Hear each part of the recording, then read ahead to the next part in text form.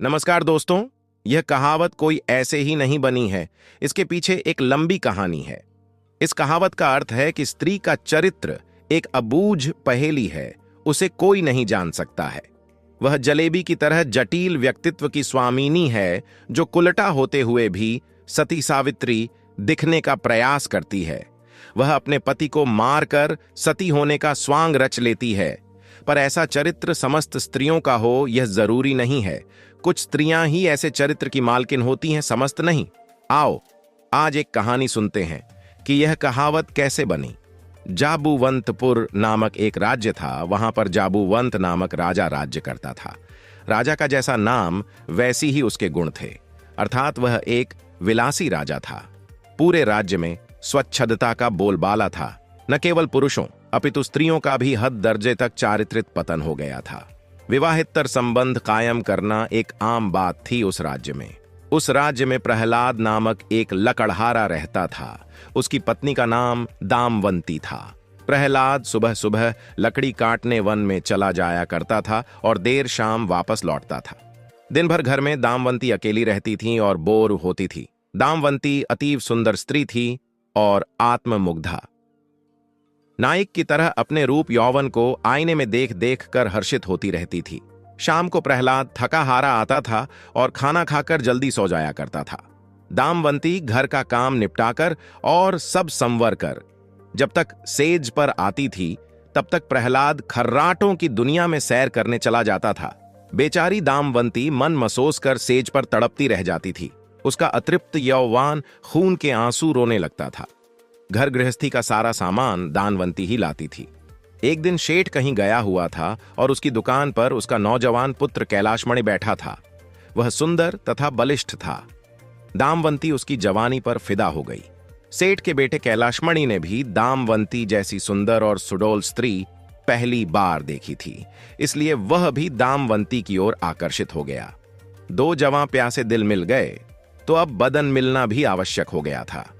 कैलाशमणि ने एक मिलन स्थल भी खोज लिया था। दामवंती रोजाना प्रहलाद के सो जाने पर कैलाशमणि ने मिलने जाने लगी और वह सुबह होने से पहले वापस आ जाती थी। दामवंती और कैलाशमणि की रंगरेलियां बेरोक टोक चलने लगीं। एक दिन प्रहलाद जंगल में लकड़ी काटने गया तो उसने देखा कि एक साधु बेहोश पड़ा है। प्रहलाद ने उसे साधु पर ठंडे जल के कुछ छींटे मार तो साधु ने आंखें खोल दी। प्रहलाद ने साधु को बैठाया और ठंडा जल पिलाया तो उसमें कूंच जान आई। थोड़ी देर बाद उसे खाना भी खिलाया तो उसके बदन में थोड़ी था ताजगी की आ गई और वह चल कदम भी करने लग गया। प्रहलाद ने उस साधु से आग्रह किया कि कुछ दिन वह उसका आतिथ्य स्वीकार करें।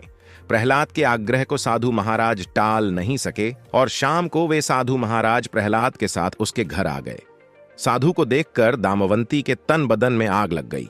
उसे लगा कि अब उसकी चोरी पकड़ी जा सकती है, इसलिए वह साधु को घर में नहीं रखने की जिद कर पर अड्डी गई। उसे लगा कि अब उसकी चोरी पकड़ी जा सकती है, इसलिए वह साधु को घर में नहीं रखने की जिद करने पर अड्डी गई। प्रहलाद ने उसके सामने समर्पण करते हुए कह दिया कि साधु महाराज बस 1-2 दिन ही रहेंगे।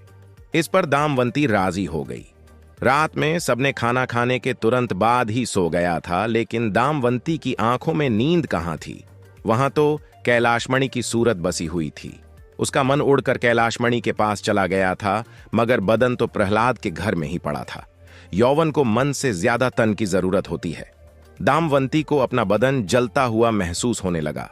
उस आग को बुझाने के लिए कैलाशमणि के सागर की आवश्यकता थी। दामवंती उठी और उसने देखा कि प्रहलाद खर्राटे ले रहा है। तब वह साधु के पास गई। साधु भी चुपचाप लेटा था।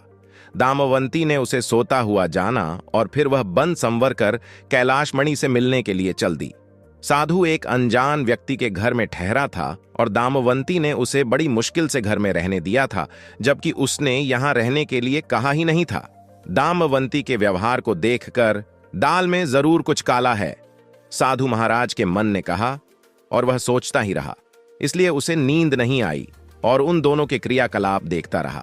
जब दामवंती उसके पास आई तब वह दम साध कर चुपचाप लेटा रहा।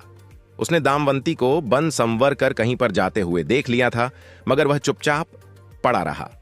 उसने यह भी देख लिया था कि भोर होने से पहले ही दामवती वापस आ गई थी। उसे अब सारा माजरा समझ में आ गया था। दूसरे दिन प्रहलाद जब जंगल से लौटा तो साधु ने उसे अपनी पत्नी से सावधान रहने को कहा और यह भी कहा कि उसकी पत्नी किसी से मिलने रात को कहीं जाती है। इस पर प्रहलाद को दामवंती पर बहुत गुस्सा आया और उसने दामवंती को मारा पीटा भी बहुत। उसने दामवंती को एक खंभे से बांध दिया और सो गया। प्रहलाद के मकान के पड़ोस में हरिराम नाई रहता था, जिसकी पत्नी का नाम भानवी था।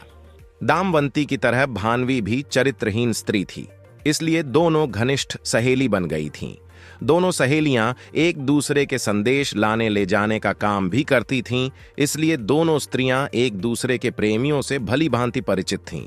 उस रात जब काफी देर तक दामवंती नहीं आई तो कैलाश मणि को चिंता होने लगी। वह भागा भागा भानवी के पास आया और दामवंती को बुला लाने के लिए भानवी से कहने लगा। भानवी दामवंती के घरे गई तो उसे खंभे से बंधा पाया। तब दामवंती ने सारी कहानी बता दी। भानवी ने कैलाश मणि का संदेश दामवंती को दिया तो दामवंती ने अपने बंधे होने की मजबूरी बता दी। इस पर भानवी ने कहा, ऐसा कर, मैं तेरे बंधन खोल देती हूँ। तू कैलाश मणि से मिला, तब तक मैं यहाँ बंधी रहूंगी। उसके इस प्रस्ताव पर दामवंती की बाँछें खिल गई और वह अपनी जगह भानवी को बांधकर कैलाश मणि से मिलने चली गई। साधु महाराज ये सब खटराक देख सुन रहे थे, मगर वे चुपचाप खाट में दम साधे पड़े रहे। रात में जब प्रहलाद की नींद खुली तो उसे दमवंती पर थोड़ी दया आई और उसने सोचा कि उसने कुछ ज्यादा कठोर रूप धर लिया है, अब दामवंती को खोल देना चाहिए। लेकिन मन ने कहा, अगर वह फिर से अपने प्रेमी को मिलने चली गई तो अब इस सवाल का जवाब कोई नहीं था उसके पास। उसने सोचा कि इस बार यदि दामवंती वचन दे दे कि वह अपने प्रेमी से मिलने नहीं जाएगी, तब वह उसे खोल सकता है। प्रहलाद ने जोर से आवाज लगाई, कलंकिनी, अगर मुझे तू यह आश्वासन दे दे कि तू उससे मिलने नहीं जाएगी तो मैं तेरा बंधन खोल दूंगा। लेकिन वहां पर तो दामवंती नहीं अपितु भानवी बंदी हुई थी।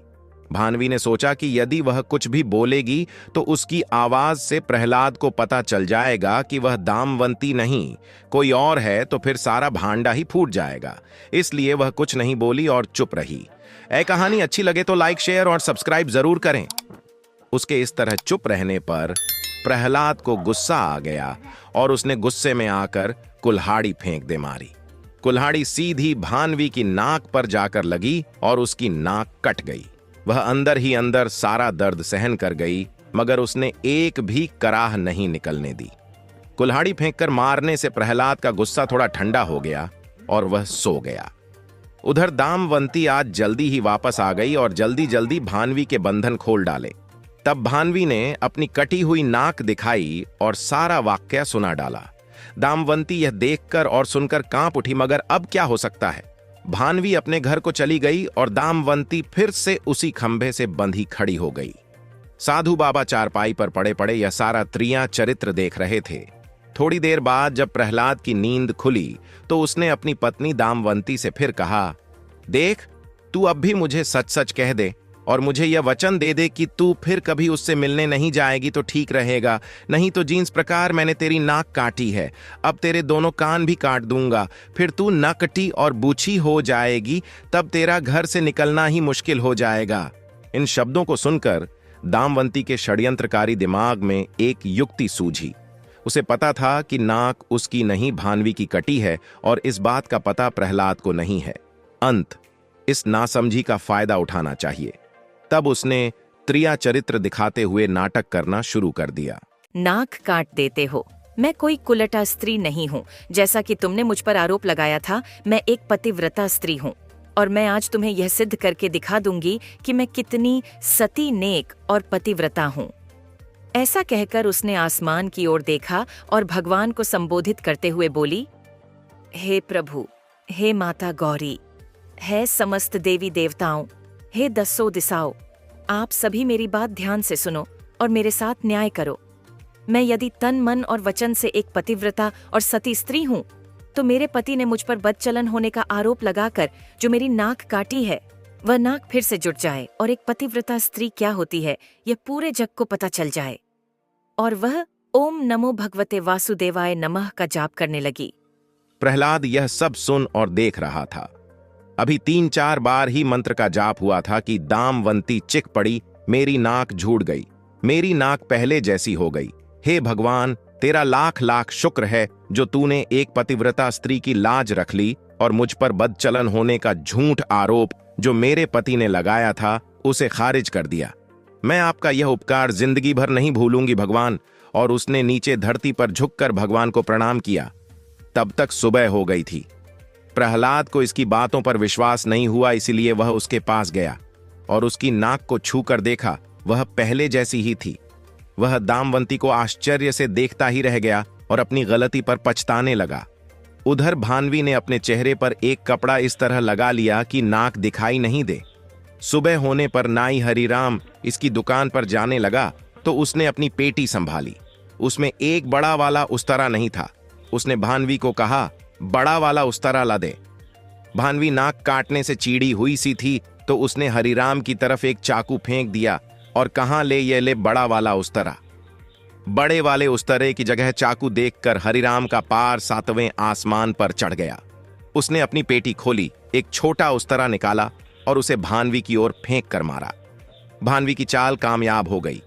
वह यही तो चाहती थी।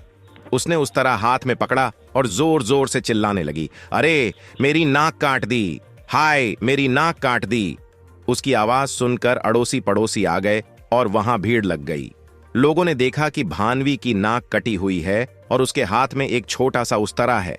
भानवी कहे जा रही थी कि उसके पति ने उसे बदचलन बताकर बेवजह ही उसकी नाक इस उस्तरे से काट दी है। लोगों ने भानवी की बात सही मान ली और हरिराम नाई की खूब धुलाई कर दी। इतनी देर में राजा के सिपाही आ गए और हरिराम नाई को पकड़कर ले गई। राजा की अदालत में मुकदमा चला। भानवी ने स्वयं को सती सावित्री पतिव्रता बताते हुए अपने पति पर आरोप लगाया कि उसने उसे बदचलन बताकर बेवजह ही उसकी नाक उस तरह से काट दी है। उस तरह भी था और भानवी की नाक भी कटी हुई थी। एक पत्नी अपने पति पर मिथ्या आरोप क्यों लगाएगी? राजा ने हरिराम नाई को दोषी मानते हुए उसे मृत्युदंड सुना दिया। इस मृत्युदंड की चर्चा पूरे राज्य में फैल गई।